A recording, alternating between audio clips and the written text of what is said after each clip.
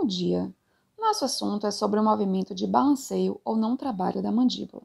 Primeiro, para que a gente possa entender de forma mais clara esse assunto, vamos falar sobre o sistema estomatognático, que é um sistema complexo, composto por ossos, músculos, pelos dentes, lábios, língua, artérias, veias, nervos e articulações, especialmente a articulação temporomandibular, a ATM. Esse sistema é muito importante, pois é através dele que nós podemos desempenhar funções essenciais no nosso dia a dia, tais como a mastigação, a deglutição, a fonoarticulação e a respiração. Precisamos entender que esses componentes eles atuam de forma interdependentes. Somente assim podemos realizar todas essas funções que eu acabei de citar. E qualquer alteração em algum desses componentes pode levar a um desequilíbrio do sistema como um todo. Sabemos, então, que a articulação temporomandibular é responsável pela mobilidade da mandíbula.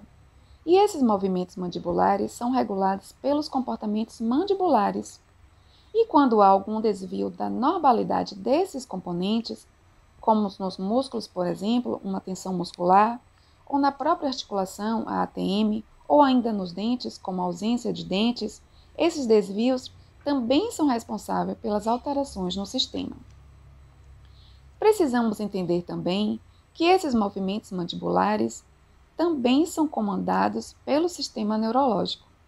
Assim, esses movimentos raramente ocorrem de forma isolada. A maioria deles envolve combinações complexas de atividades musculares. E o papel desses músculos é justamente fornecer estabilidade ao sistema. São esses músculos que vão ajudar a harmonizar os movimentos de rotação e translação que acontecem durante a execução dos movimentos mandibulares, principalmente durante os esforços, no caso, as forças mastigatórias, enfatizando assim a importância dos músculos para o sistema. Por isso que o estudo dos movimentos mandibulares é de extrema importância no desenvolvimento de trabalhos que visam a reabilitação oral. Pois esses estudos eles permitem determinar se existem patologias ou não, ou seja, alterações nos componentes desse sistema tão complexo. E isso vai facilitar a formação de um diagnóstico confiável e a elaboração de um plano de tratamento adequado. Para resumir de forma didática, os movimentos da mandíbula são a abertura e o fechamento, que são movimentos coordenados, abre e fecha, e os movimentos de protusão e retrusão, que também são movimentos coordenados, protuir, retruir, e os movimentos de lateralidade, para a direita e para a esquerda. Os detalhes de cada movimento serão explicados a seguir. Bem, a abertura é um movimento de abaixamento da ATM. Este movimento acontece em dois momentos. Há primeiramente uma rotação da mandíbula e depois uma translação. No primeiro momento, os músculos abaixadores da mandíbula puxam a mesma para baixo até 1 ou 2 centímetros. Isso é a rotação. No segundo momento é a translação, onde o côndilo mandibular e o menisco são levados para frente e para baixo, até se relacionar pelo seu versante anterior com o versante posterior do côndilo do temporal. Continuando a ação dos abaixadores, a boca é aberta totalmente, ou seja, os arcos dentários afastados aproximadamente 4 centímetros. Em relação ao movimento de fechamento, este é um movimento de elevação da ATM. Parte da boca totalmente aberta até a oclusão cêntrica. Este também acontece em dois tempos. O primeiro tempo, a mandíbula é levada para trás e para cima, até a fossa mandibular, ficando 2 centímetros entre os arcos dentários. No segundo tempo, o côndilo mandibular roda em torno do seu eixo transversal até a oclusão cêntrica e, consequentemente, relação cêntrica. Já a protrusão e retrusão. A protrusão é o movimento que a mandíbula faz no sentido postero-anterior e retrusão é o retorno da mandíbula em sentido oposto. Já a lateralidade, este é um movimento que, devido à sua forma anatômica do complexo temporomandibular, a mandíbula não apresenta movimento de lateralidade pura.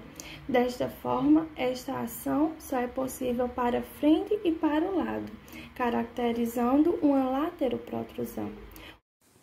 Movimento de balanceio ou não trabalho da mandíbula. Posição condilar.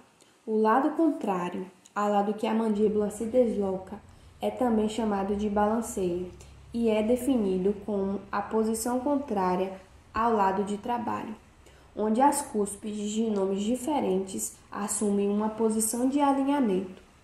O côndilo direito desliza-se para a frente, para baixo e para mediano, formando um ângulo chamado Bennett, numa análise no plano horizontal.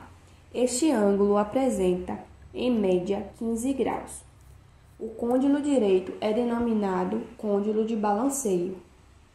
O lado esquerdo, o lado no qual a mandíbula está sendo movimentada, o côndilo sofre tração através da contração máxima das fibras posteriores dos músculos temporal esquerdo, da contração moderada do pterigoideo lateral superior e do relaxamento de pterigoideo lateral inferior, determinando um pequeno movimento contrário à linha média, denominando de movimento Bennett.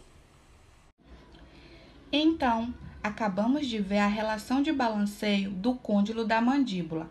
Agora vamos falar das cúspides não cêntricas ou de balanceio. Elas têm a propriedade de proteger a língua e bochechas, o que faz com que anatomicamente elas sejam bem verticalizadas e com pouca inclinação. No movimento de lateralidade da mandíbula, são produzidos sulcos no lado de balanceio, pela passagem das cúspides cêntricas na face oclusal do dente antagonista. Nos primeiros molares inferiores, situam-se entre as cúspides mediana e disto vestibular, sendo denominado de fenômeno de Thomas.